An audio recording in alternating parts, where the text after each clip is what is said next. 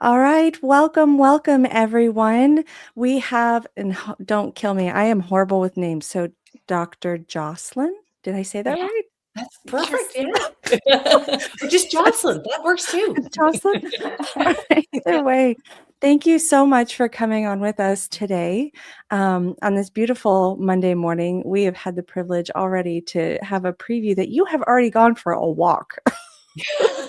Love that for you. Yeah, I am when like the sun's up, I gotta get out there. Yeah. Oh, that is yeah, talking's a thing. That is absolutely awesome. Don't mind me today, everybody. Not at all. Look, I'm so excited to be here. I'm so excited to be able to sit down and talk with two women about meat and whoever might put questions out there. I think I just love this movement. I love this community. It's so positive, so upbeat, and yeah, it's a real blessing. And I'm grateful to be here. Thank you. Oh, we're so happy. Yes. I had the beautiful pleasure of getting to run into you, and fortunately, my naivete, I have no idea who anyone really is. So I'm like talking with you and we're chatting and we're walking along to the things and you're like, "Yeah, I'm in the group with you." And I was like, "Oh, okay, that's great." Don't mind me. But so often, all you get is this little teensy thumbnail of a person, like the Exactly. little image. So, we're just Yeah. anonymous little voices out there, right? And Yeah. yeah, no, Like, I'm what's your really handle? I don't know anybody by their names. What's your handle? yes, exactly. Yeah, yeah, yeah. Yeah. So what? I was going to say, there's a collection of people I know in my neighborhood. I know their names now, but I get to know them through their dogs' names, right? So, people that I know based on, oh, that's Lulu's mom and dad, right? Yeah, I'm That's not sure what right. their names are yet, but I'll get there. that's how we know you're a good person because you know the dog's name. You're part of our inner circle now. You've made your way.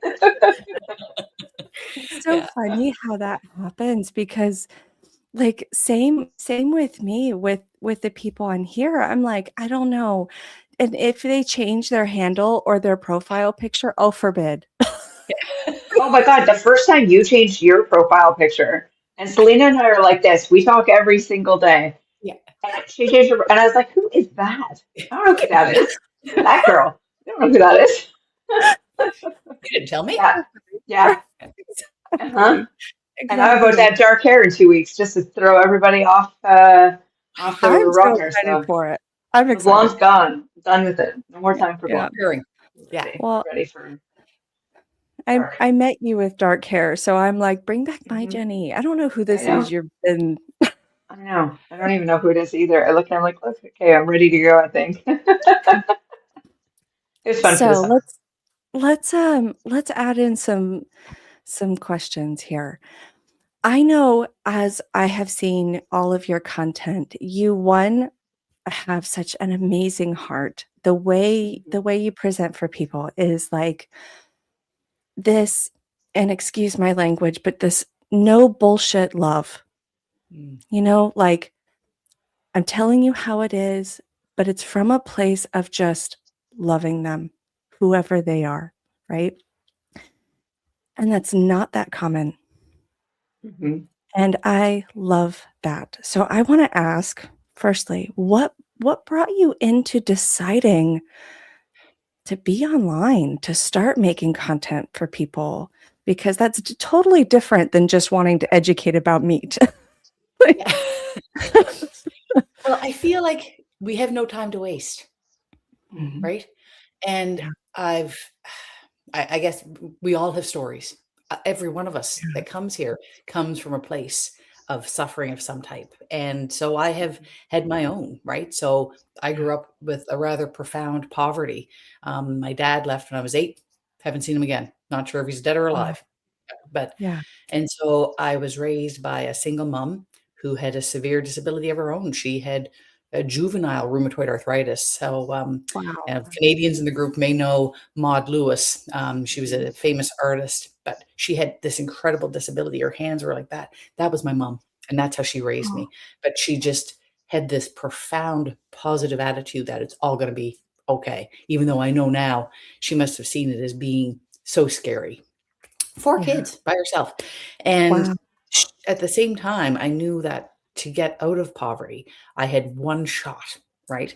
And it was going to be with my head, right? So I said, I'm teachable, right? I can learn stuff and I'm a good student. So I'm just going to get a bunch of scholarships and I'm going to go to school and I'm going to become a doctor and I'm going to help people because I had started mothering my own mom even from a young age, right?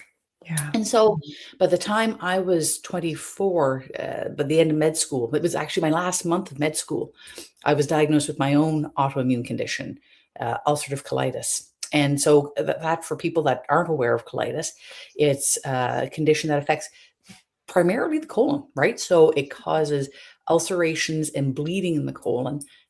It's the point that it can be scary. I've taken lots of patients to the Yeah. OR with ulcerative colitis with something called toxic megacolon. If you don't get that colon out, they're dead in 24 hours, right?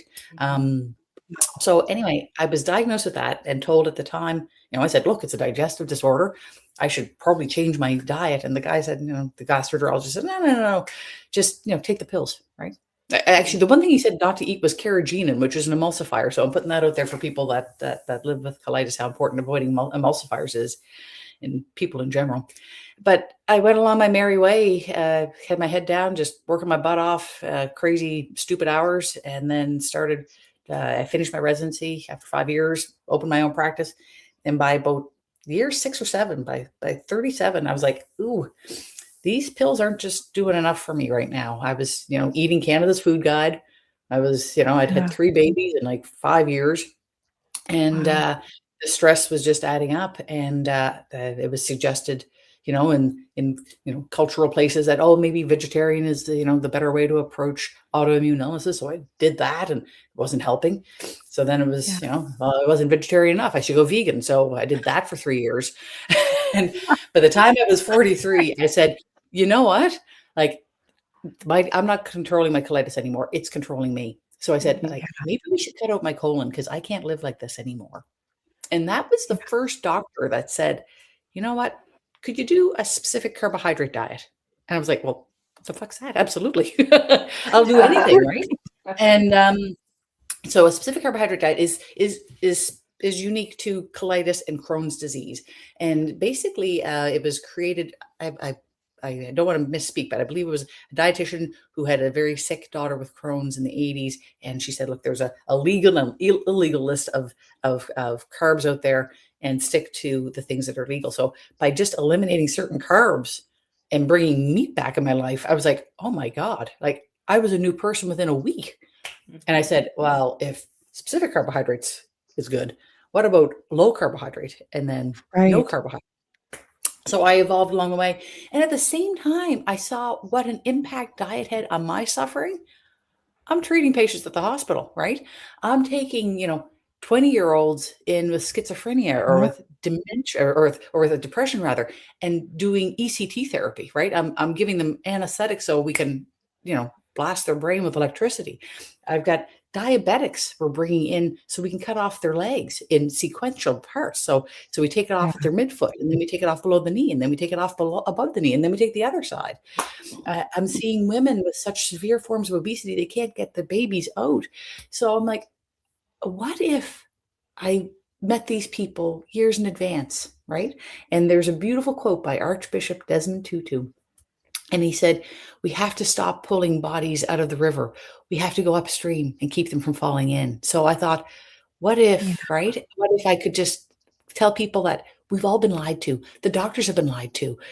Patients, Yeah. we've been lied to. The food guides have all been a lie.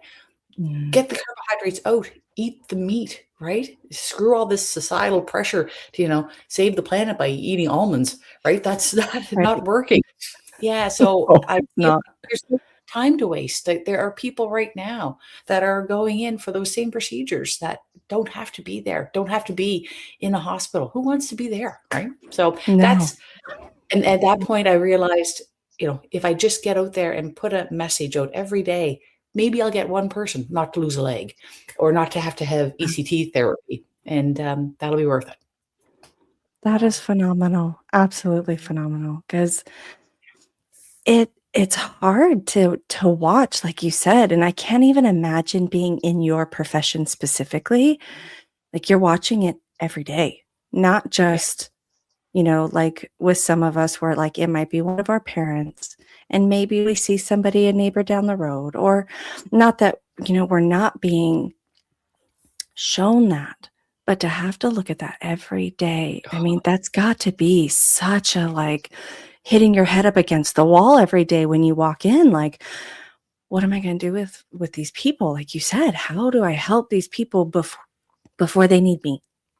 You Yeah. know? And I'll tell you, if you're in a room where someone's losing a leg, where someone's getting an amputation, it's like a moral distress that is, obviously an incredible impact on that patient, changes their life forever, and basically guarantees that they will be dead usually within the next 5 years, right?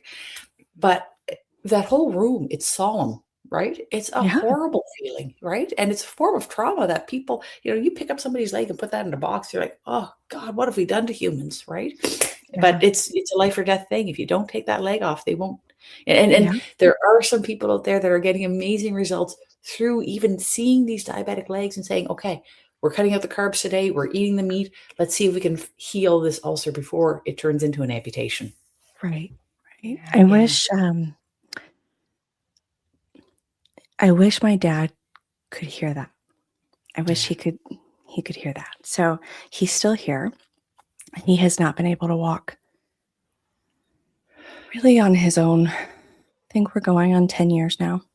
Mm. And I am pretty sure about 7 of those years ago, he should have had at least one of his feet amputated. Should have, because that's why he can't walk. He's extreme type 2 diabetic and refuses. He keeps, I forget what it's called, but he keeps having to go in where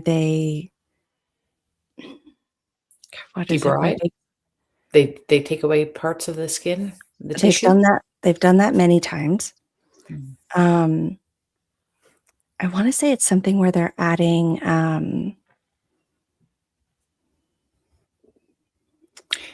IV antibiotics, we use that as a baseline too. They put vacuum dressings on to they've done that. decrease the oxygen environment so that the bacteria don't grow as much. Yeah, it's I almost wanna say there's something with, like, carbon dioxide or something? Oh, like they do hyperbaric therapy, I wonder? Some places they'll do hyperbaric Maybe, for diabetic wounds. Yeah. maybe. It was bad. So what happened is he had a knee replacement when he was still functional, and a few days after he got out of surgery, he ended up with a full stroke, paralyzing the same side that had the surgery. And so he wasn't able to do any of the, Rehab. standard. Yeah. Exactly, and it has been a problem ever since. He Yeah. has been suggested for amputation probably 5 times now, and he Mm. refuses. Yeah. And we understand, but in the same shot, it's kind of like, how much of it is saving your life and how much of it is hindering your life, and we're just in this constant battle. He lives on whatever the highest grade antibiotic is that he has to stay on every day.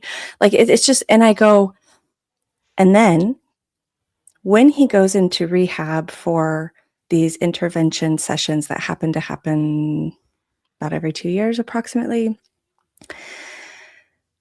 I see the crap that they feed him when he's Oh, in these places, and I'm like, "He's a type 2 diabetic, and you're giving him cake and pudding and, whatever, toast with butter," and I'm like, "Can we just not give him all of that and just give him, like, actual food?"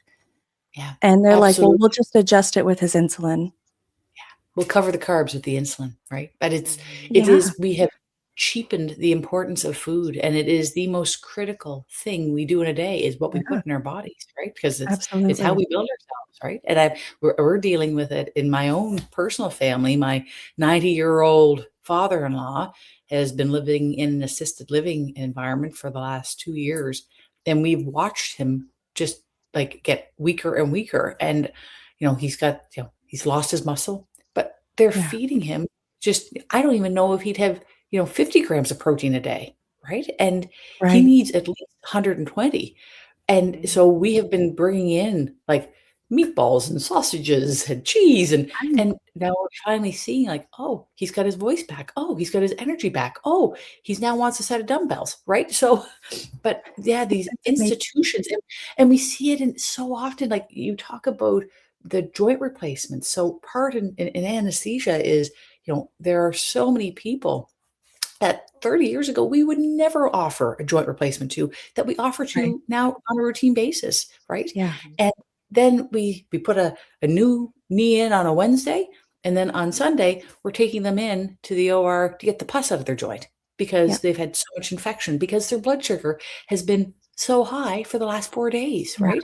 People that should not be offered joint replacements, right? Until Yeah. their diabetes is well controlled. But in your dad's Exactly. case, to have a horrible, Yeah. like a devastating stroke like that is such a huge complication, right? And we Oh, aren't yeah. doing enough to optimize people ahead of time. And then on top of that, afterwards, just to feed them carbs on carbs, right? So you'll Yeah. have a bowl of oatmeal, and then they'll often have like, some fruit or some Yep. pudding. This is a Mhm. breakfast, right? Yeah. Every Exactly. meal has a dessert. Every Mhm. meal, right? Every single one. Like, I remember, back in the 70s, you'd have, like, dessert maybe once or twice a week. That was it, right? But Yeah. now it's every day, every meal, right? Yeah. So, yeah, it's until people realize the impact of these simple, cheap, convenient carbs have this insidious evil effect on our bodies, Mm. until people have that awakening and awakening to their own addiction. For your dad's case, like you Yeah. have no doubt talked to him about, "Dad, could you give up Oh, whatever?" yeah. Oh, yeah. We've Right? gone through whole things, and when we're present together, he's like, "Oh, yeah, I know it's better." And what's hilarious is he and my mom owned barbecue chains growing up. Like, they ran 7 barbecue restaurants. So to him, he's like, "Oh, I would love that." But then when I But talked to him, there's no there's no incentive on top of it because his home nurse care, when he goes into his doctors, it's like, "Oh, well, they say it's fine as long as." They Mm, say it's fine yeah, as long as. So it's yeah. like, I'm not a doctor. I'm not whatever. I know I've done probably enough research to have accomplished that in my time, but it's like, yeah. I don't I'm not sitting there in his office with him with the white coat on. Yeah. And they say, "We'll just fix it with this, so it's fine. It's fine." I'm Absolutely, like, and, "It's like, not what fine." what has medicine done for him, right? It's only made him, Exactly. wheelchair dependent and gave him a horrible stroke, right? So, Exactly. maybe, yeah, when you look at but Yeah. how about doing something completely different? Being brave enough to step off that path. But I look Yeah. at addiction. Addiction Mm. is continued consumption despite no consequence. Mhm. Even though diabetes is a disease of carbohydrates, I am still eating carbohydrates. Why? That most diabetics, type 2 diabetics, have some form of food addiction, right? And Yeah. I see this so often in practice. I'll have people, look at their chart. They're on 6 different drugs. And universally, I will say, would you be interested in getting off some of these medications? They all say yes. 100% of Mhm. people say yes. I don't want these drugs. I say, would you be willing to change the way you eat? And they say, maybe. I say, could you give up bread, cookies, sweets, grains, sugar? No. And I would say, exactly. Then all of a sudden, the acceptance rate plummets. I'm Oh, like, yeah? well, you can live with food addiction and you can live with these Yeah. drugs, right? But you can't do Exactly. both. You can't, if you want to give up the drugs, you got to give up the food addiction. Yeah. And Oh, most it's so sad. Like, Mhm. Yeah, it is, yeah. right? And it's we've done it, right? So we've done it to ourselves. It was Yeah. 1910, the Abraham Flexner report that basically amputated physicians' training and knowledge about the impact of diet, right? So it's been over 2,500 years since Hippocrates Yeah. said, "Let food be thy medicine," right? We've known A for long millennia time. about the Yeah. importance of food, but doctors don't. And so all we can do is say, "Oh, follow the food guide," right? Yeah. Yeah. Yeah. Food guide, which has been completely paid for through corporations, right? So of the Exactly. US Department of Agriculture, over 93 or 95% of them have multiple corporate interests. that are then Yeah. going forward and saying, this is what America should eat, right? And similarly in Canada too. I think it's fairly similar just across the world. Like, I don't think it's, one of those things where it's like, "Oh, only here." It's like, no, worldwide. If you talk to anybody that, you're able to have a conversation with, because obviously there's lots of countries we don't have those rights towards. But Right. if you're able to have a conversation with and you go, what's the recommended health food regimen for your country? It's fairly similar across the board. And you kind of go, Absolutely. that's interesting. It Yeah. is interesting though, because I'll say, growing up with Eastern European parents, farming Eastern European parents, I grew up Yeah. very meat and vegetables, right? Because in the farm, that's all you have access to.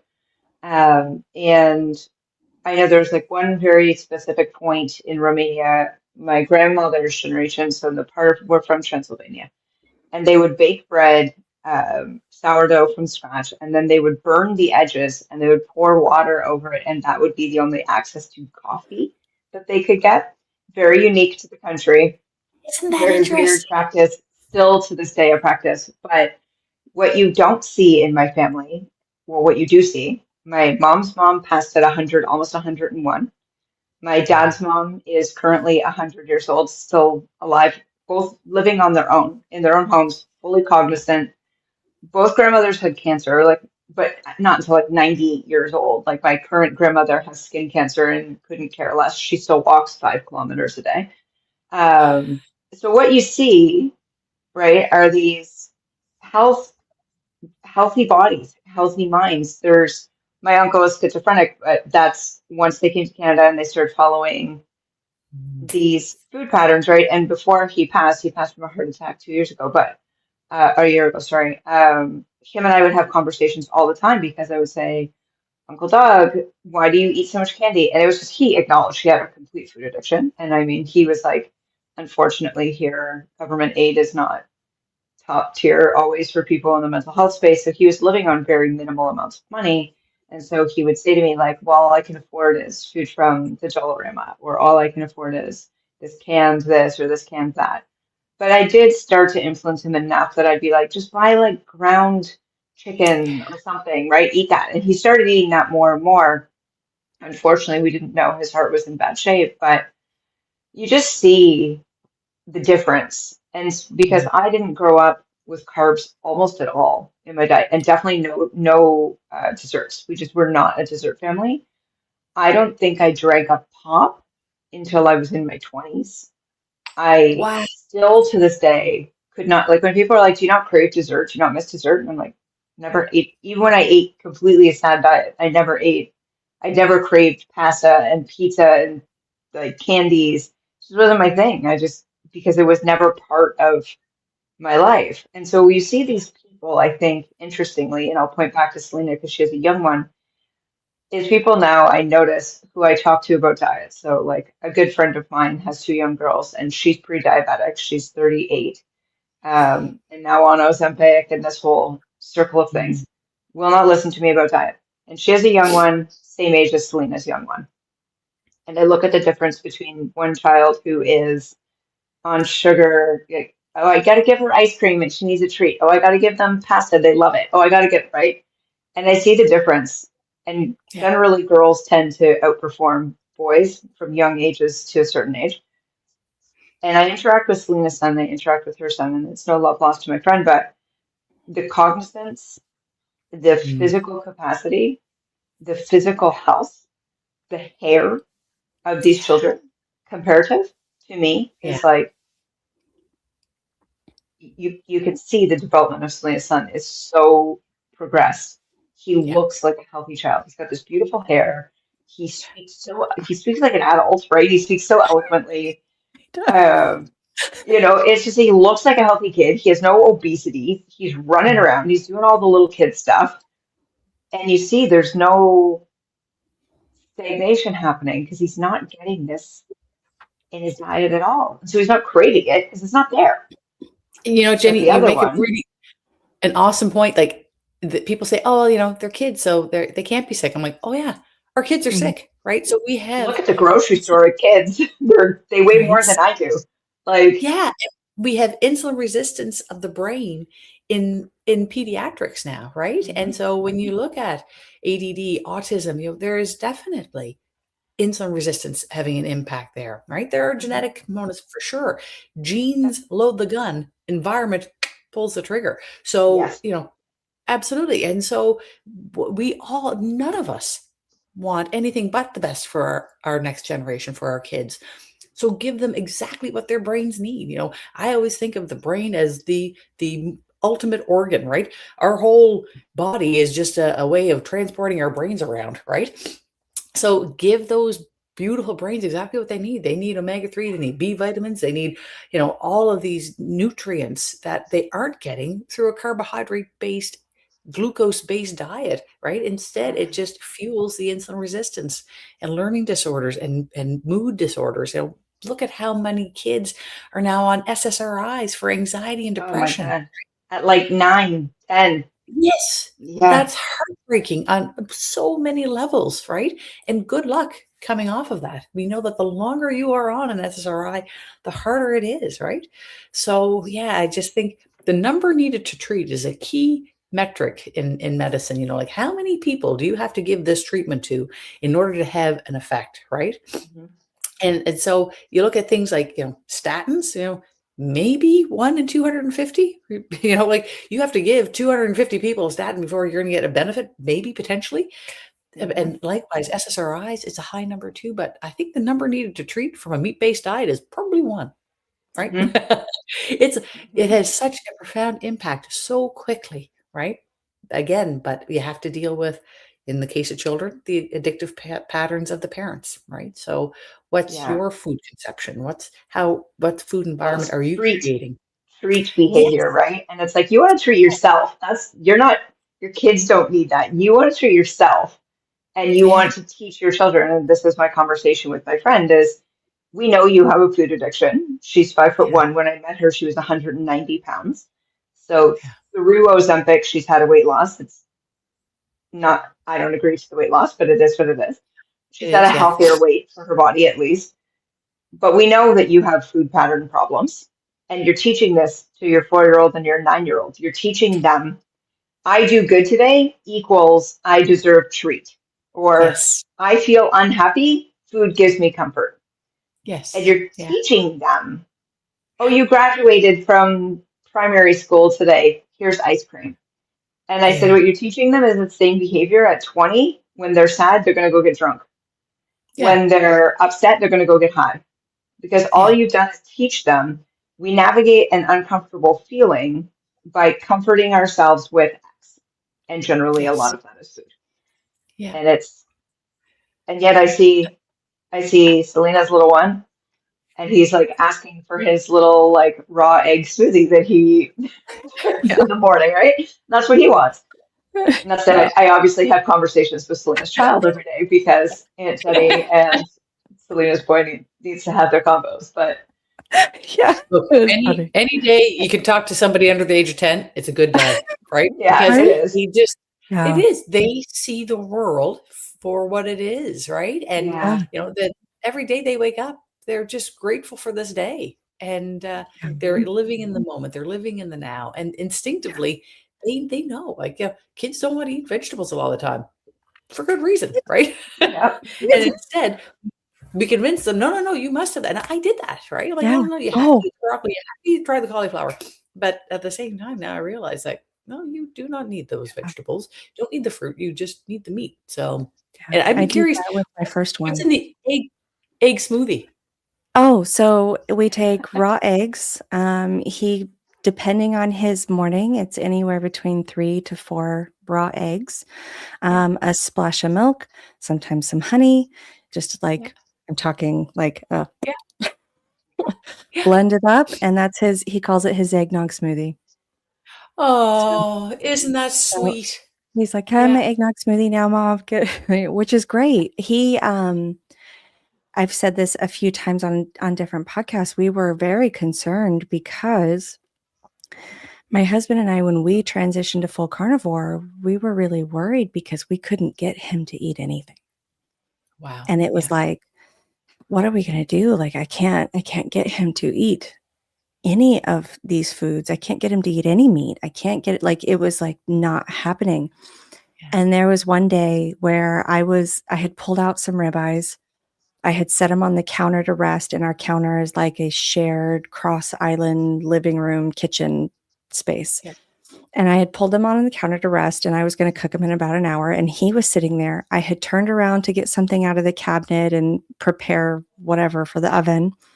I don't know, pan or foil or something, right? And when I turned around, he had taken that raw steak and he was just going to town. And I was like, I mean, I bawled my eyes out that day because it was just like, oh, you don't want it cooked. Yeah. Oh, I've just been delivering it wrong to you. Oh, I see. Right. And of course, fortunately, because of all of the beautiful people that we do get to be exposed to through these communities, I wasn't afraid of the fact that he wanted raw steak. Whereas 2 years before, I would have been kind of freaking out, going, oh my gosh, I don't think this is safe. I probably need to do something. Yeah. But that moment changed everything. Yeah. I was like, oh, you're just a raw baby. Got it. Okay. Yeah. Like this is, as this year particularly has gone on, we have progressed to a little bit of optional cooked foods from time. But I mean, he really it's quite lovely. right. He's pretty like, happy with that. And then it dawned on me at one day when I was like, somebody was, drinking their eggs raw. It was one of the bodybuilder people. And I was like, oh man, my dad used to do that a lot when I was little because my dad was a bodybuilder. And I was like, he wasn't sick. He wasn't, like he didn't get salmonella. Right. And I was like, I bet that's fine. And I started kind of doing a little bit of research one day, and there was a company where I grew up called Orange Julius, and they invented Orange Julius's, which when I was little, as a vegan vegetarian child, that was fine for me to have.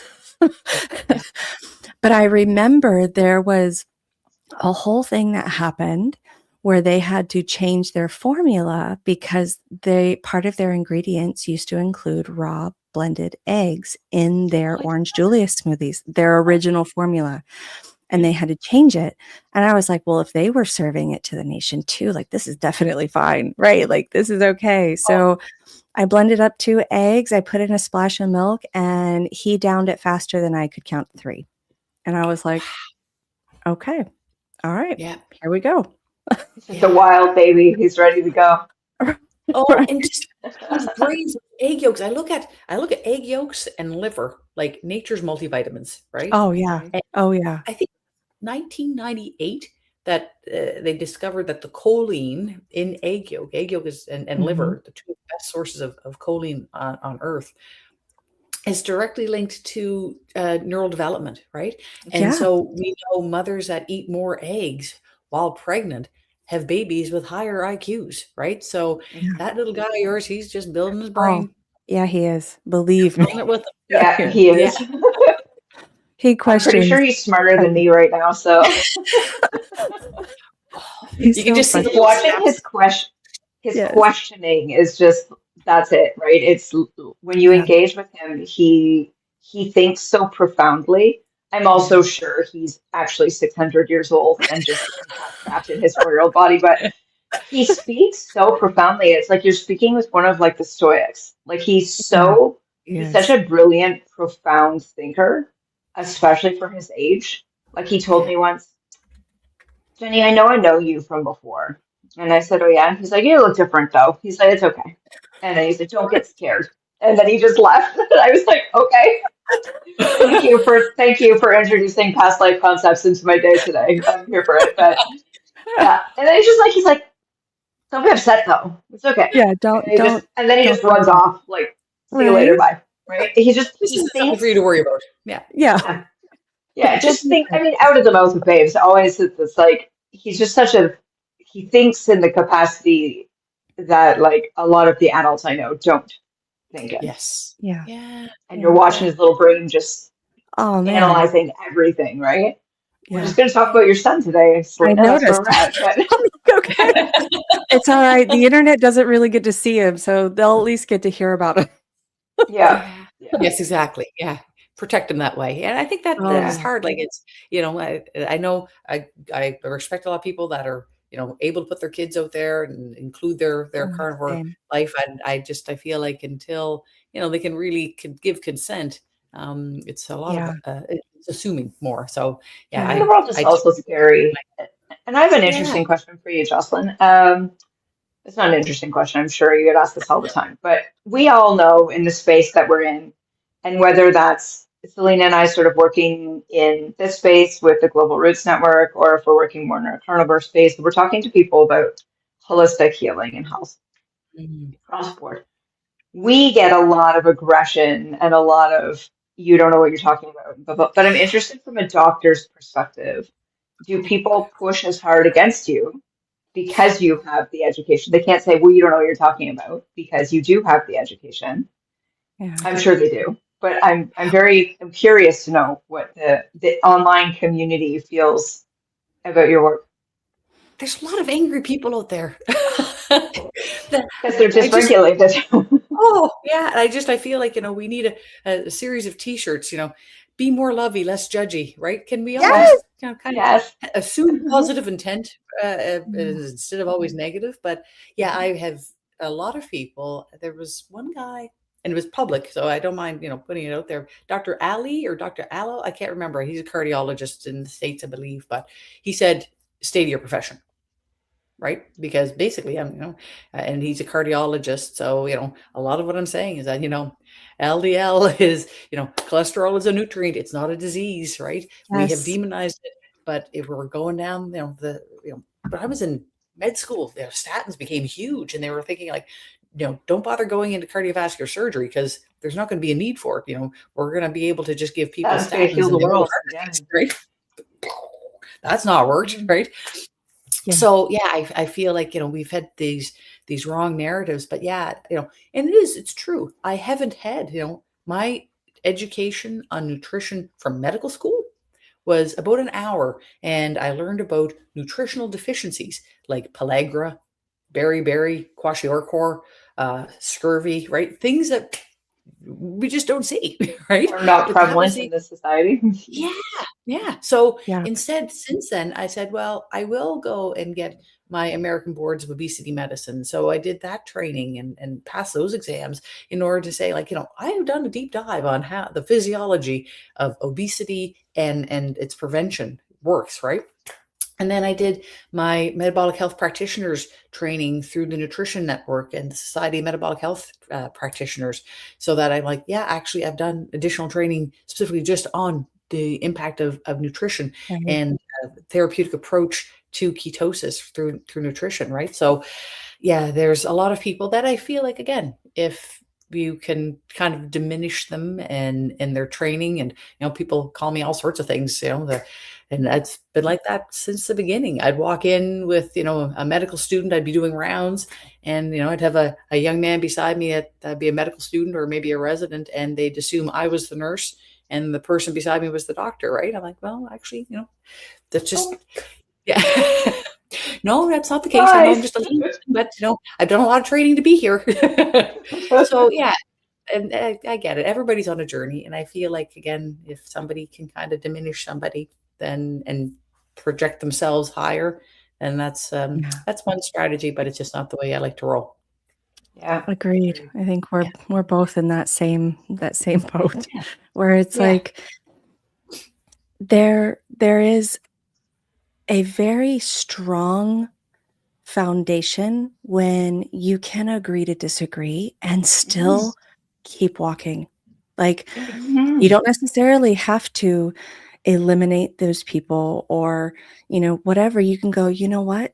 We can agree to disagree. There was a point in time in our society where it was okay to debate, disagree, and have ideas that did not complement each other.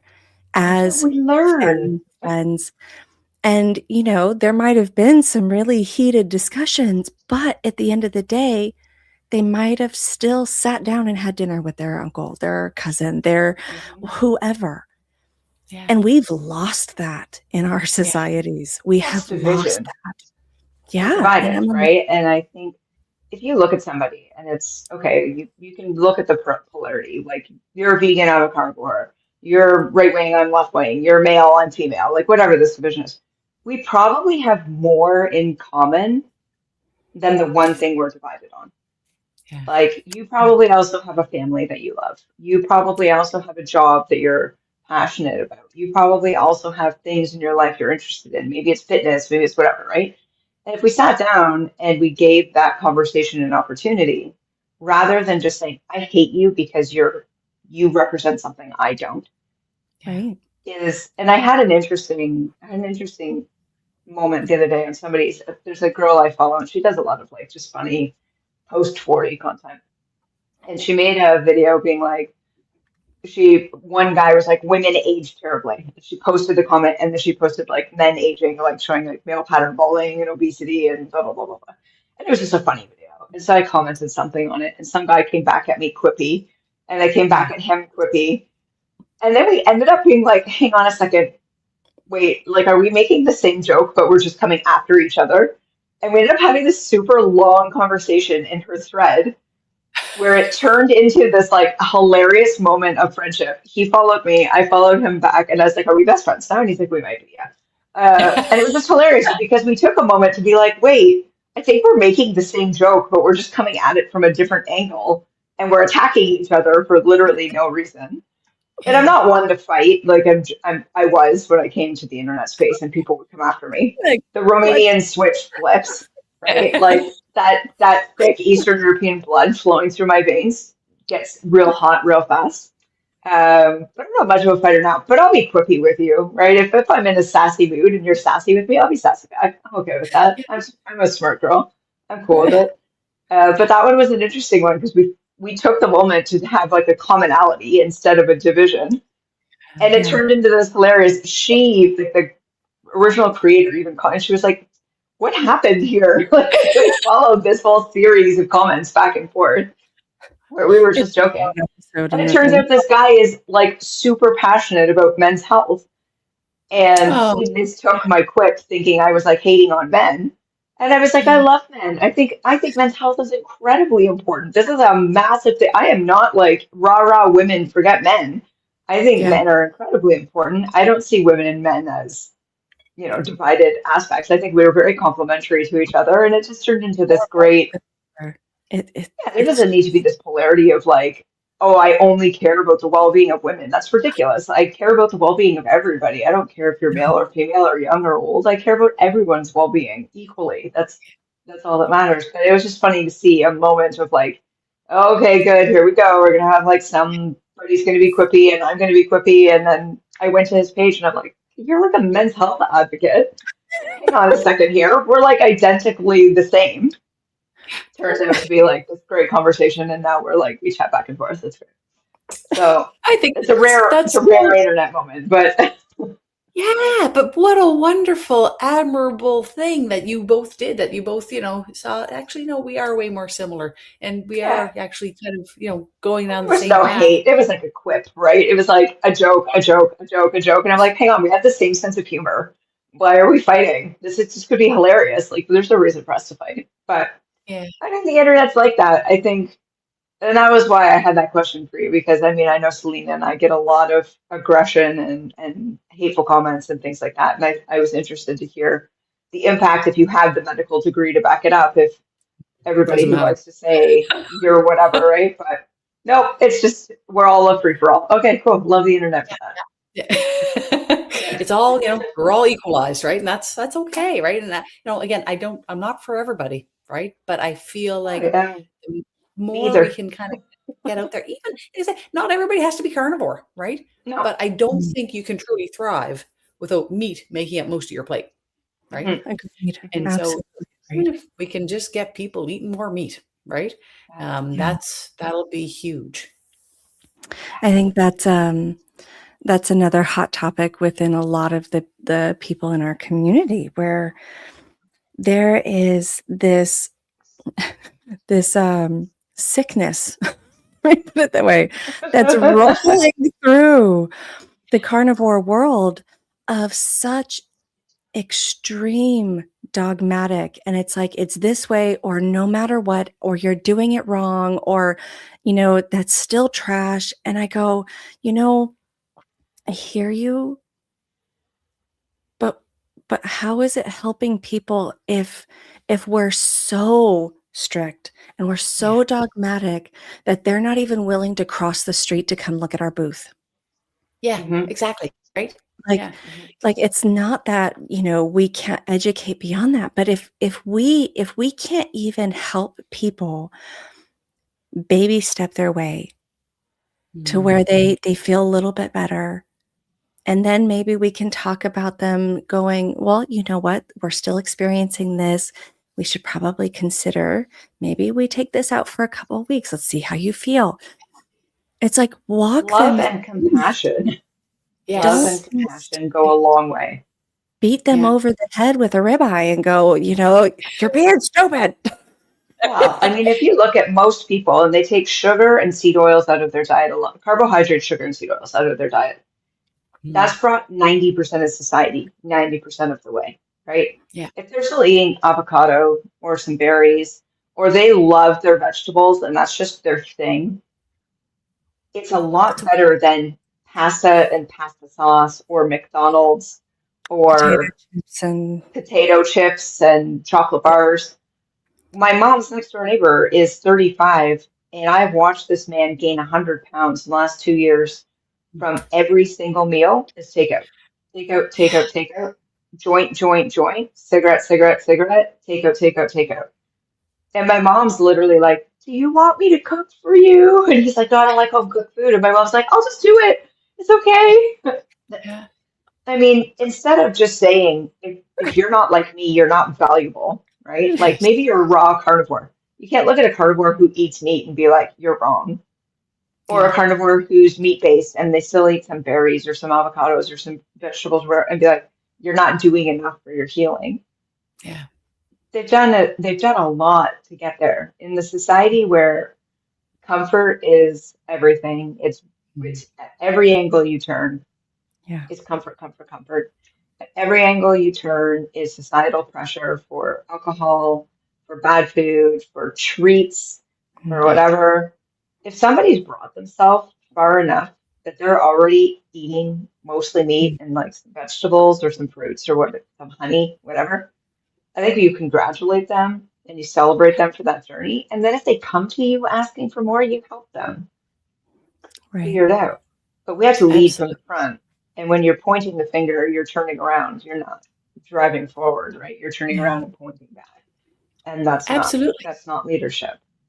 Yeah. Sad. And we point fingers. There's one finger pointing ahead and three fingers pointing back. Right. Exactly. Sandy, knew where you're going with that. Exactly. I don't know what this weird hand signal turned into that I went with, but here we are. I feel like none of them are pointing back at me. I don't know what's happening. I'm not in this. It's the morning. I'm confused. The opposite. People think that the opposite of love is hate. It's not hate. The opposite of love is fear. Right? Yeah, absolutely. And so I feel like so much of the anger and the fear out there, they're linked, right? It's insecurity. But I love and I'm not sure if you guys ever read the book by Carol Dweck, but it's called Mindset.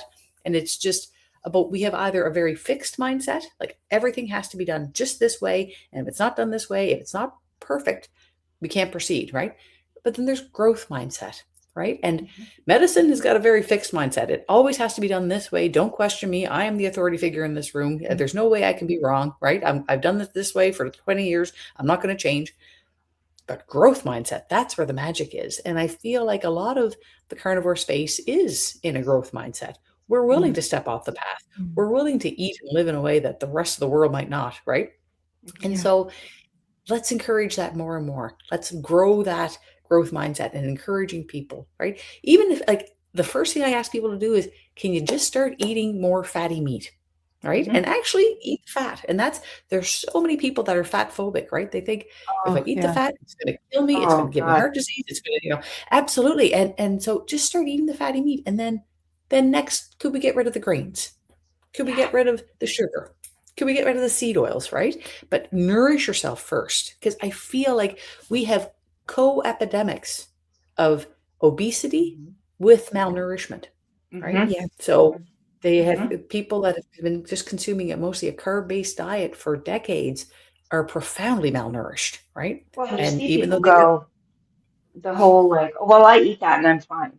And you're like, but the human body is insanely incredible. Like it will leach nutrients out of whatever it can to stay alive.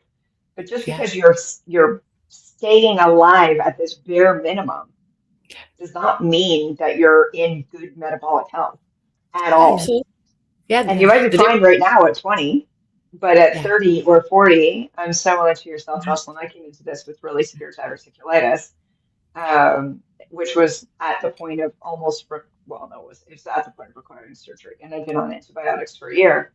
And similarly, everybody was like, yeah, but like you're on the meds, it's fine. yeah, You'll be okay. And I'm thinking, if I'm 30 at that point, I was 35, I'm 30 and I'm this sick. How sick am I going to be at 50 or 60 or 70? Like Exactly. I'm gonna die. I'm not going to make it to 70. I can't yeah, live like this with this distended gut and this like horrific pain. But you see that especially in the like 20 and 30-year-olds now that are, well, I'll start training when I'm 40. Yeah. It'll yes, be fine. Yeah. And I'm like, do you know how fit I would be right now if I had started this when I was 20 years old? I'd be unstoppable. I'd be like the Hulk. I wouldn't, because my Eastern European genes make me like long and lean. But, I think how many of us in this space right now wish we knew what we knew 10 years ago, 20 oh, years ago, 30 years ago, right? absolutely, Hmm. 100% And of you us look wish and you go, I decades want to earlier. shake you, young people, Yeah. or people my own age who still are going, I'll start when I'm 50. I'll worry about when I'm 60. Oh, I work out one day a week, it's fine.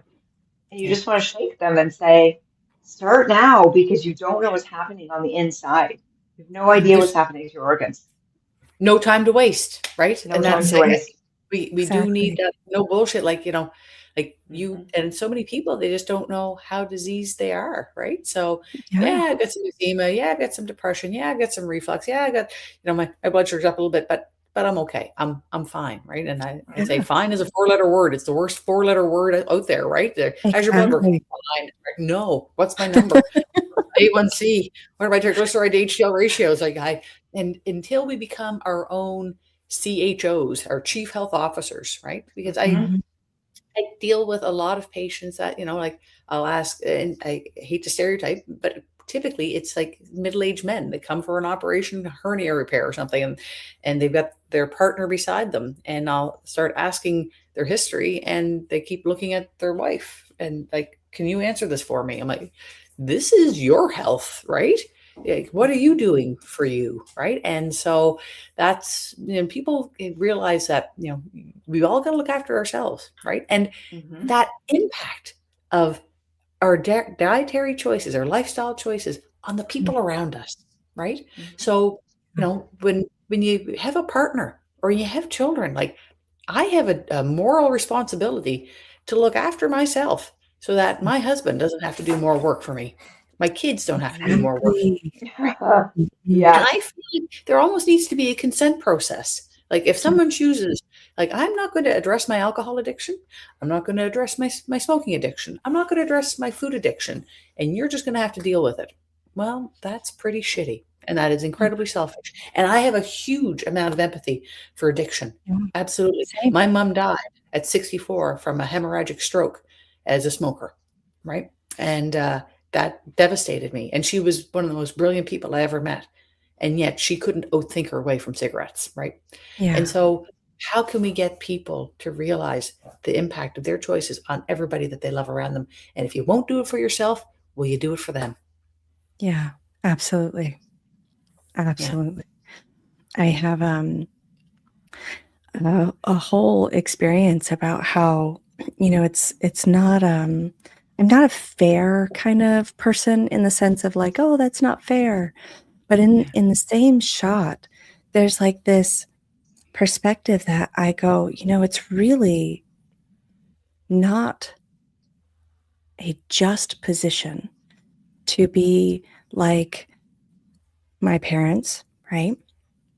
In that generation. Well, it's like, well, you're going to take care of us. Okay, but what are you doing? But what are you doing to negate this being a situation that is a hellscape for both of us? Yeah. Because it's one thing to go, okay, I'm going to help take care of you if something happens and you're no longer able. But here we are, you're in your 60s and you can barely walk. Yeah. And you're in here and you're doing this. And it's this expectation and there's this guilt. And you're not coming over to help us. And and I'm like, you're 63. Yeah. You're just now midlife. Like, Yeah. like, what are you doing? Yeah. What steps are you taking? Are you actually considering what you're deciding to do is what affects how you're going to be taken care of? Because that's Yes. not right for me as a parent of as a mother. I look at it and I go, holy crap, I have got to get this stuff into gear because I had a little one at 38 years old. I plan. My goal, my entire existence is based on, well, I've got to be 100 minimum. That is just bare minimum. Yeah. And not just I'm going to live to be 100 and you guys are going to suffer changing my diapers. No, I'm going to be 100 walking down to see my great grandchildren as they're getting married. That's my 100. Not let me change my diapers, but I'm still alive and you guys get to suffer taking care of me. No, that's a load of bullshit. Yeah, absolutely. Yeah, and I think we need to call that out more, right? That, how people are choosing to live on their daily basis. Like, have you talked to your kids about this? Are they okay with looking after you, right? And it's we know Right. so many people. I call it the panini press years, right? Like, especially women, but men too, that, they're looking after kids and they're looking after their parents and they're looking after their partner and they're not looking after themselves. Yeah. Right. That oxygen mask isn't going on. They're just holding their breath and looking after everybody else's concerns and needs and not their own. Right. And then their cortisol is way up and their HRV is way down, that they're super stressed, and it's not fair. Right. And it's assumed so often that, oh, you'll do this. Like, oh, no, that's not fair. Well, And we've been told in our household. We've been told. And I go, oh, yeah. okay. Yeah. I And so told my mom, I was like, I love you, Mom, Can you help but me? you chose to have me, not the other way around. And I did not Yeah. ask for the responsibility of your care. So you're going to have to get yourself in line. My mom was resistant to a diet change. It took me, I don't know, Selena, how long did it take me? About a year, I think, to get her to like fix. About a My year. mom so I lost my dad in 2000. So my mom's been alone for quite some period of time. And I mean, unfortunately for her, she was 49 when she lost her husband. So Wow. she was a young widow. My dad died in a car accident. There wasn't a health thing involved. And my mom loves to cook. That's her thing. Yeah. Like, my mom is Martha Stewart 101, right? Like, decorating, gardening, cooking, like, could be Martha Stewart. She's not as much of a gangster, but like, she kind of is. But she kind of is. Yeah. My mom hasn't done time, but like, she's kind of a gangster. But as the years went on, and I moved out at 18 to go to university, and so she's been on her own for 21 years.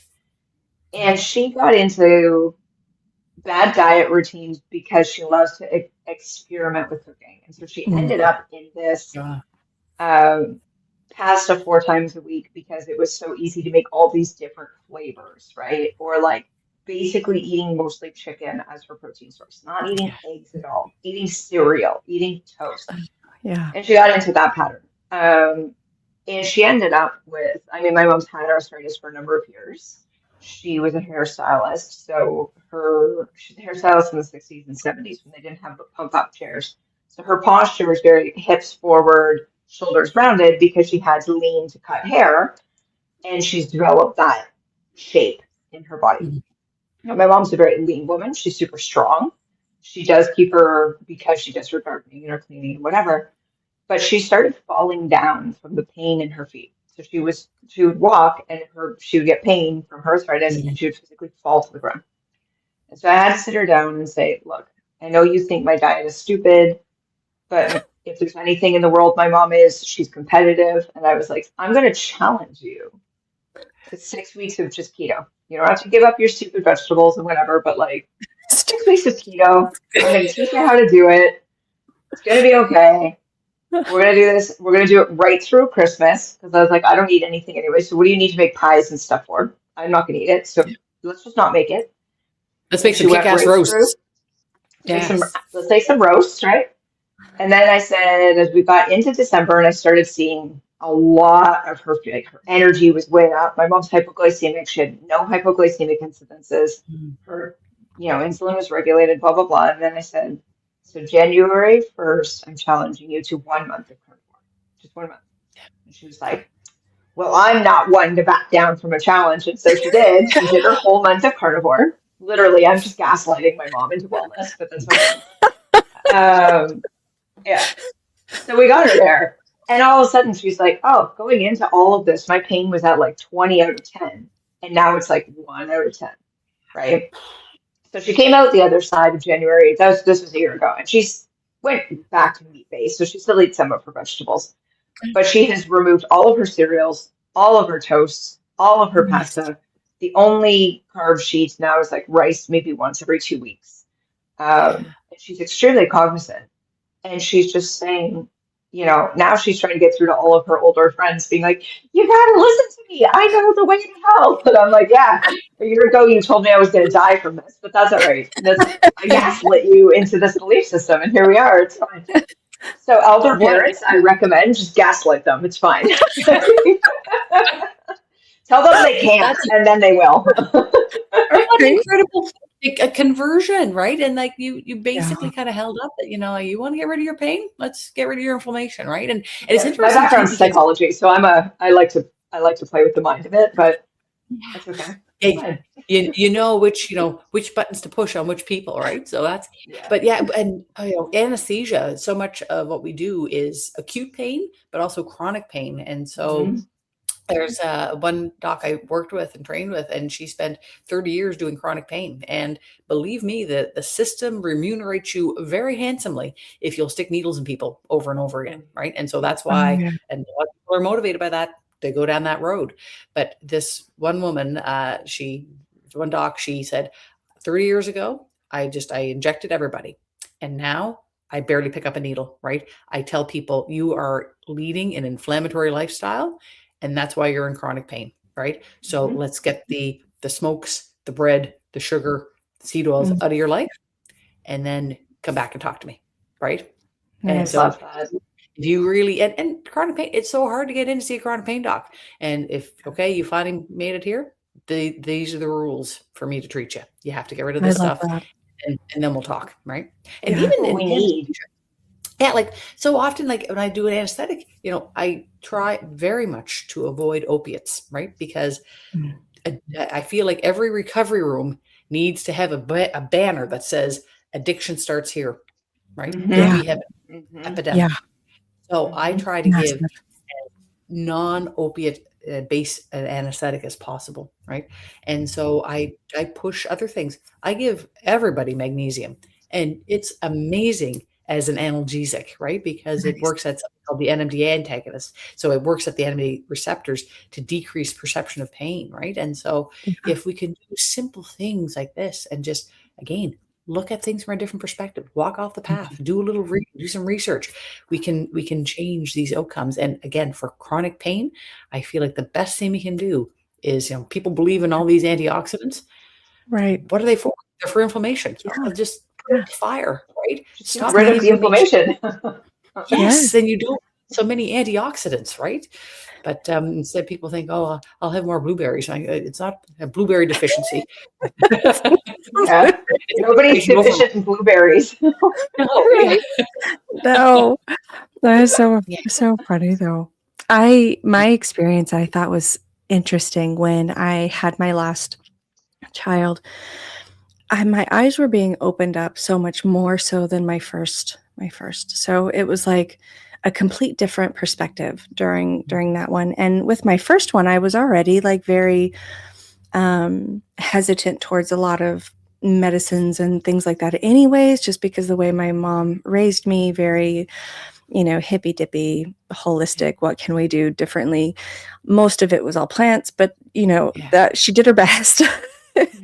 And um, so going into my next one, when I had my son, my second, the thing I found that actually it made me angry while I was there the day after giving birth is the nurses came in several times a day pushing Percocet.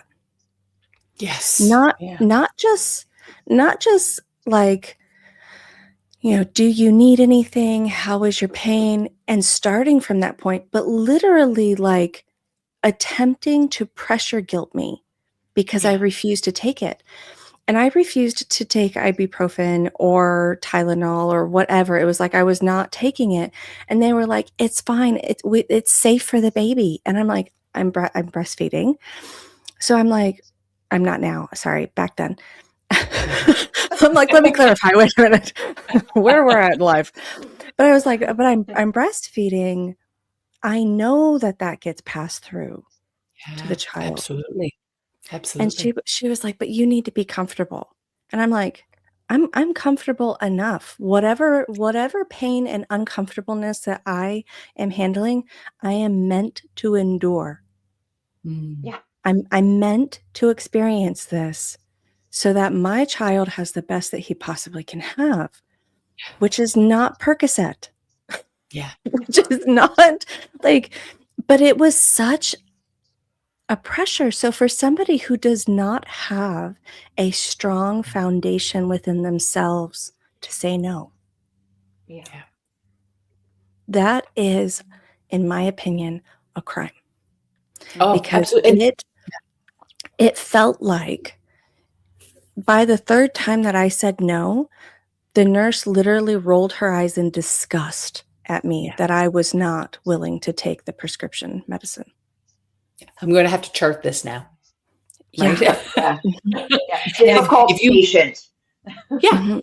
yeah. Yeah. So, and yeah, it drives me crazy because, people, so, you have an internal nidus of control. You realize that you have control and impact on your destiny, right? And there are a lot of people Yeah. that have an external nidus of control. They think the life is happening to them, that they Right. aren't choosing. And so those Yeah. people that don't feel control, they look to something else. They look to the Percocet, Exactly. right? And Mhm. medicine has failed humans in Yeah. so many ways. But what happened with Purdue Pharma in the late 1990s, right? And the corruption of medicine, convincing physicians that Yeah. opiates aren't addictive. We've Yeah. known they've been addicted for centuries, and Yeah. yet we get to completely get blindsided Yeah. and brainwashed. And I remember, I was part of that problem, right? I took the bait too. And my docs, my preceptors told me, no, no, no, it's opiates aren't just for cancer anymore, right? They're for, breastfeeding moms, right? And Yeah. Mhm. but we know that so many, like codeine in particular, gets passed Mm. through the breast milk. And depending on the Yeah. metabolism of the mom and the baby, there are ones that are hypermetabolizers and turn more of that codeine into morphine. And then Yeah. the baby's not breathing so much, right? Yeah. I usually do that. They say I have a codeine sensitivity in my charts. Yeah. So And I'm you like, might be a "Okay." hyper metabolizer. Some people, interesting, those people that take SSRIs, and about 8% of the population don't actually metabolize codeine to morphine. So it's like if you have a Tylenol 3, it's just like having Tylenol, right? But then there's the Oh, wow. opposite. Then there are people that are the hyper-metabolizers, right? And seeing your red hair, we know redheads metabolize in ways that are very Yeah. different to medications, but Yeah. hyper-metabolizers take a little bit of codeine and turn it into a lot of morphine, right? So I used to dye my hair really dark, and I remember when I went in for my hemithyroidectomy, I remember the anesthesiologist, she looked at me and she was like, "Are you a natural redhead?" And I was like, "Yeah." And she was like, "Okay." And she was like, "You still feel some of this, don't you?" And I was like, "Mhm." And yeah. she was like, "Okay." Yeah. Yeah. Yeah, sorry. Yeah, yeah, But because redheads, they do metabolize a lot faster, and so they take more local anesthetic. They might take more pain medication, and certainly we know also have different clotting ability, so they yeah. tend to bleed more too, right? So, and for Yeah, oh yeah. hemithyroid, That we're sounds always fun. your spidey senses are tingling because if you get a neck hematoma, that can be life-threatening. Yeah. Oh, yeah. I remember they treated me very carefully, but I was great. Was grateful. Yeah. I had a wonderful, wonderful team in that experience, and I was grateful. With my second son, I ended up with an emergency C-section, and I was also very well blessed to have a really good team who knew how to handle not just the situation with my son, but all my freak instances too. So, Yeah. I love that that for was you because last time was I had good. surgery, I scratched the doctor and I woke up tied to the bed, and they were like, and I was like, this is when I had my colonoscopy, and they put me under anesthetic when they were trying to diagnose my diverticulitis. And the guy goes, "Okay, you're gonna fall asleep. Count backwards from 10." And I got to 0, and I was like, "Am I supposed to be asleep?" And he's like, "You're supposed to be, but we're gonna have to give you a little bit more." Gives me a second dose. We get back to 0 again, and he's like, "You weigh Not working. 121 pounds. How is this?" Hey, ask me, "Are you a redhead?" Because I had dyed hair at that time. I said no. He's like, "Okay." Then I go to sleep. Then I wake up and I'm just awake. And he goes, "Are you awake?" And I was like, "Yeah, am I not supposed to be?" And he's like, "Well, most people are a little bit groggy when they come out of it." And he's like, "But for some reason, as we were finishing the procedure, you started violently attacking us." And he's like, "You were scratching the doctor, and we had to tie you down." And he's like, "We thought you'd have like a rough wake up, but I just went from like asleep to awake and like sat right up." And I was like, "Why am I tied down?" He's like, "You are violent for a small girl. That is why you are tied down." He's like, "But you're awake now. It's okay." And and I had like scratched this man badly. Hey, fresh. Yeah, I was like, "Oh my God, I'm so sorry." And he said, "That's okay. We're just gonna mark this in your chart. Wakes up violently." It's okay. He's like, "You are mean for a small girl." I'm like, "Yeah, sorry about that." But yeah, That Romanian blood. it's the Romanian blood. Yeah, yeah. I think I'm an anesthetic nightmare too. But I mean that it's the same here. I'm thinking like of all these Percocet conversations, and a number of years ago, I had a mandibular and maxillary reconstruction, and I was wired shut for 8 weeks. And what did they give me? Like oxys that I had to crush into a powder, mix with water, and take. But I don't come from a drug family. I'm like Selena. My mom's extremely holistic. My mom was like, "We're not going to take those drugs. You're gonna just go through the pain, and it's going to be Just fine." good. And I did. It was fine. But like, they gave me so many oxys, it would have Yeah. drugged me down Yeah. for 2, 3 weeks. Like, Look, and I'm already yeah. dealing with a wired shut mouth. My head was so swollen, my mom didn't recognize me when she came into the room after my surgery. And it was just like, and then the solution to that is just drug you down. That's how you're going to heal, like just like drugged out. And No. imagine, so the number one side effect of opiates is nausea and vomiting. So hmm you've given somebody a hmm wired Right, shut yeah. jaw, and now hmm you're giving them an agent that can very much increase the risk of vomiting. And Well, how's that especially when you're beneficial? not eating any actual food. Unfortunately, that's a big nightmare. I wish if there's one thing in my life I could turn back, it would be my knowledge now because I would have just lived on bone broth. But at the Yeah. time, they gave us glycerna Yeah. and Ensure as the food to eat. and I got 8 cavities in my mouth in the 8 weeks I was wired shut because you can't brush, right? All you can do is kind of rinse, but you're literally so swollen that you can breathe basically out of like the side of one of your lips. Like you can't even That's move so your mouth to horrible. like drink from a straw. So you have to like physically pull your mouth open and like inject it with this like syringe with a tube on the end. And I was like, I had never had a cavity in my life. Yeah. And then because there was so much sugar in this glycerna Ensure combo that they had me eating, it rotted my teeth. In 8 weeks, I got 8 cavities. And I think too, like, It was insane. I wish more and more we could have continuous glucose monitors for patients post-operatively, because I think that's the Yeah. only thing that's going to convince doctors that, Yeah. we're actually just giving people diabetes Yeah. post-operatively, right? So Yeah. they're Yeah. in a huge stress response. Their cortisol's up anyway. And then and so we do that in surgery now. We push carbohydrates preoperatively, immediately post-operatively, and into the recovery period. And yet at the same time, we're turning around and saying, gee whiz, our surgical site infections, and in your case, cavities, are way high. Isn't that odd? Wonder why. Maybe it's because all we're doing is Right? feeding the bacteria every glucose, right? No, I So, was just but thinking, like imagine just 8 weeks of glycerna, what that did to my oh, insulin, what that did to my gut health, what that did. Like now, knowing what I know, it just makes me shudder. Like yeah, it's shocking. But I still yeah, see it. I mean, my boyfriend's mom's a type 2 diabetic, and they very recently told her, "You're very underweight." She's a thin diabetic, yeah, and you need to meal replace. And they gave her an 8 pack of glycerna, and they were like, "You should have yeah, one of these every single day." And it's literally like corn syrup, canola oil. Like there's not a yes, single real ingredient in that product. That's Period. so and look, Like, sad. and so I remember my nan. So my nan was born 1919, and that was at a time when people didn't have easy access, Yeah. food meal replacements. Instead, you'd make a custard. Right? mhm. So I remember growing up, and everybody, like, so and so had an operation. I'm going to bring her a custard. Oh, Yeah. so and so has pneumonia. I'm going to bring him a custard. Right? So Mhm. everything was, which was really, and all it was is just egg and cream and a bit of butter, Yeah. and I think she put some sugar in it, but you can also make them savory. But and they're delicious, right? But Yeah. we need more custards and bone broth and Exactly.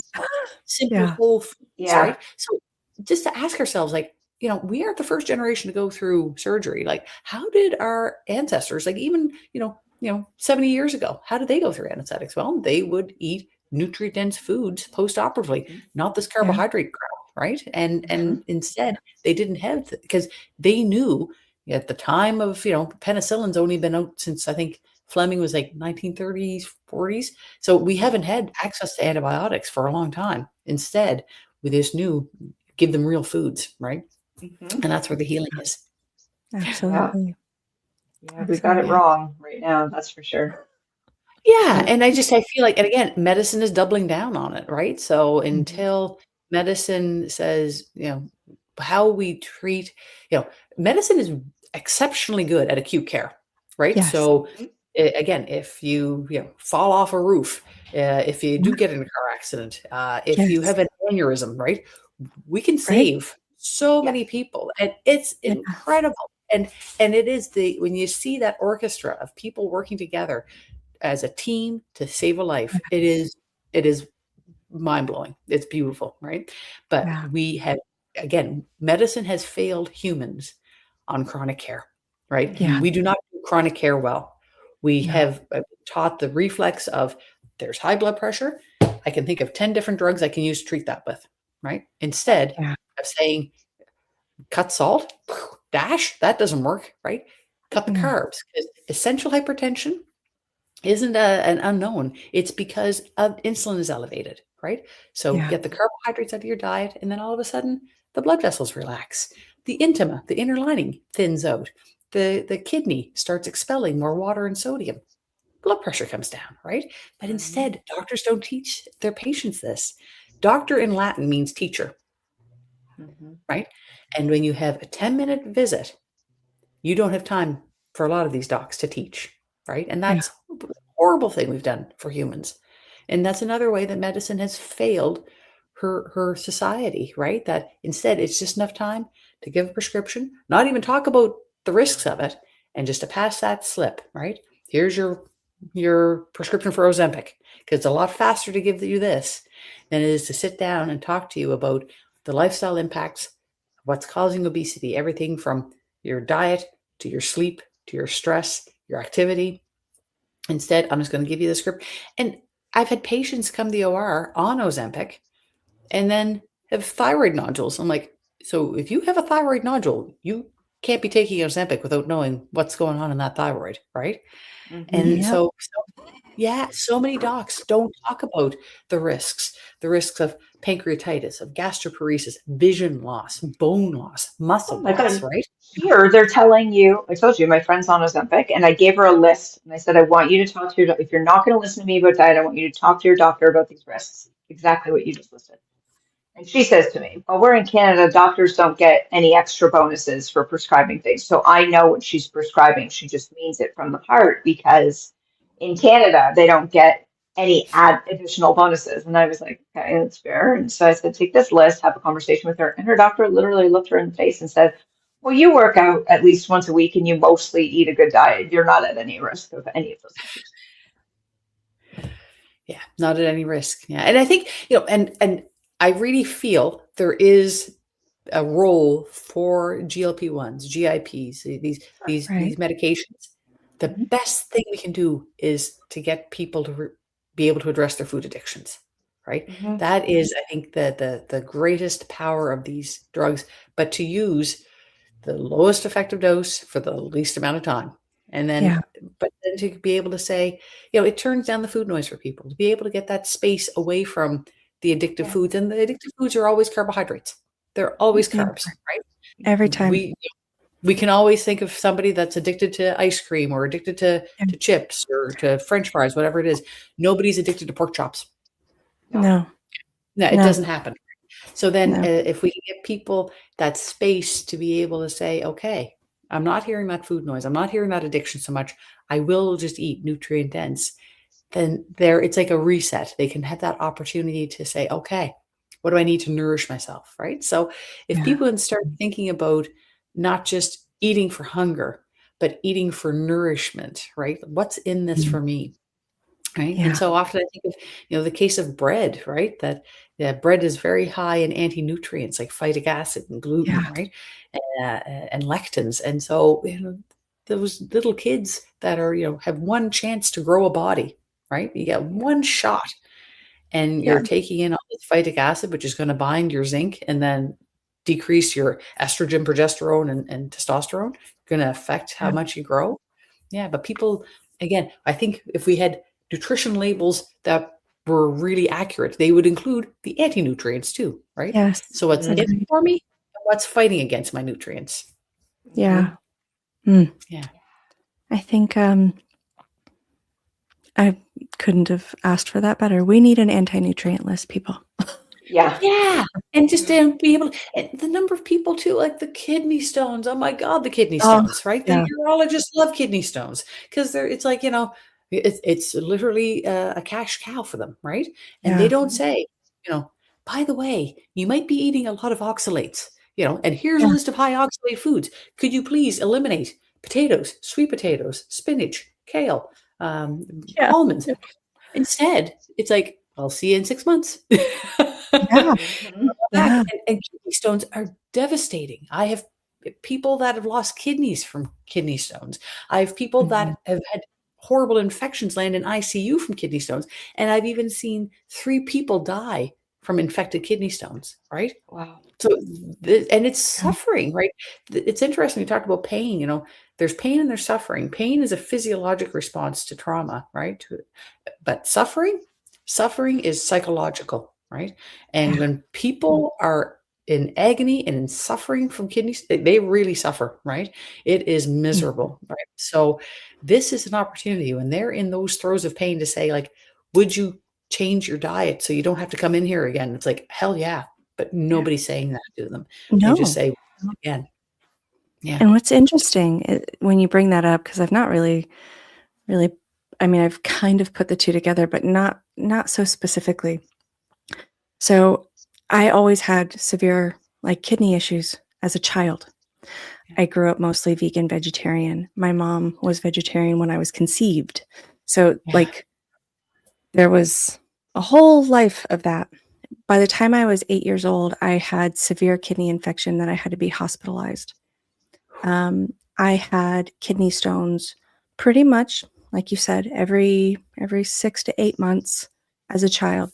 So mind you, at 8 years old, my like really first terrifying experience with this is I'm being sprawled on a table, Ah, all of my as an 8-year-old. private parts being Yeah. splayed, and having somebody handle me in order to be Yeah. able to put the urethra tube up so that they could, Catheter. do whatever Yeah. with the catheter. Yeah.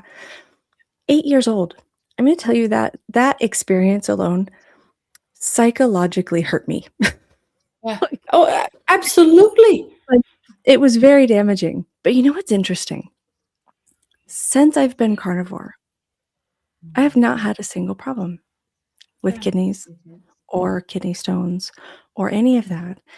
And it was like I knew that, oh, well, I'm not eating as many oxalates, and I know that's what's happening. But what you said just completely triggered the, hello, I was 8 years old. Why would I have kidney issues? Yes. Yeah. That And that doesn't make sense. yeah, like why didn't like to stop and pause and think, so there's something happening that's unique to this child. And Yeah. what is it? Oh, it's a diet that's really high in oxalates, right? Yeah. Yeah. Perhaps you could do better without that, right? Because our bodies can only clear so much in a Yeah. day. And one spinach smoothie is something like 4 times the amount of oxalate that you can potentially even clear in a Oh, 24-hour yeah. period. Put it in a Oh, yeah. smoothie, straight shot, right?